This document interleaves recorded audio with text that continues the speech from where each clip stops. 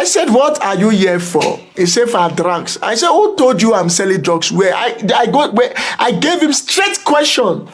Then, where I showed him my business certificate, where I show him all my business transaction, documents, things I do, money that comes from America, like transaction, all those projects, I send money home for my project, I divert money from Nigeria, how my family to send money. They saw everything. They edited all those videos. Now, to cut the story short, then they forced themselves on me. They were searching the property. I was not really comfortable. I was even scared. I don't even know these people. You understand? To me, okay, in my heart, oh God, like now, I was praying now that God, please, the experience I've had before in the past in this country, please, I don't want this thing to happen in my heart while I was still busy with them. If they search, and even if